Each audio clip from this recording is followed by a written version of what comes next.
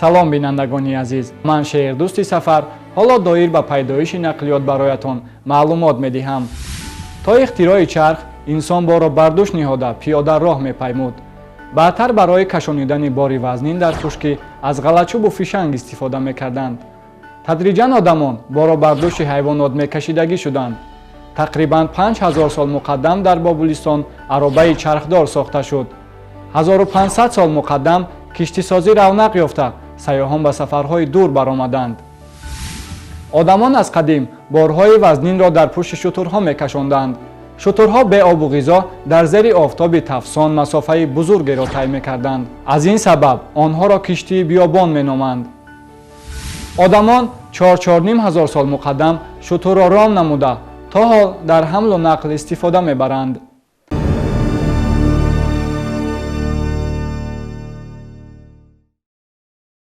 қабилаи ҳиндувони амрикои шимолӣ бодиягард аз як манзил ба манзили дигар кӯч мебастанд. барои кашонидани анҷому асбоби рӯзгор онҳо аз чанаҳо истифода мекарданд. ду чӯби дарози хаймаро ба пушти ҳайвони боркаш ва ё саг баста байни чӯбҳо боро мегузоштанд. дар навоҳии кӯҳистони Тоҷикистон барои кашонидани бор ё маҳсулоти кишоварзӣ аз чанаҳо истифода мекарданд. то ихтирои чарх давлатмандон чӣ тавр ҳаракат мекарданд? асп, хачир, фил, шутур мекашонид.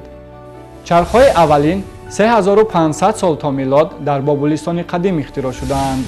онҳоро аввал аз санг ва сониян аз чӯб даврашакл сохтаанд. чунин чархҳо мустаҳкам вале хеле вазнин буданд. онҳоро дар аробаҳои боркаш ва ҷангин истифода мекарданд. занбарғалтакро солҳои 221-265 то милод дар чин ихтироъ кардаанд. бо занбарғалтаки бузург одамон борҳои вазнинро мекашонданд. аз ин сабаб онро барзагови чӯбин меномиданд. борро дар каҷова ё сабад гузошта сахт мебастанд. дастаи занбарғалтак чанде дарозтар бошад, ҳамон қадар қувваи кам барои бардоштани он лозим меояд.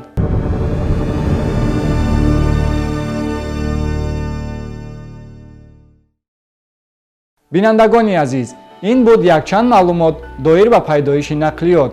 ёдовар мешавем ки барномаи мо ба бисолаи омӯзиш ва рушди фанҳои табиатшиносӣ, дақиқ ва риёзӣ дар соҳаи илму маориф бахшида шудааст. то барномаҳои дигар, хайр.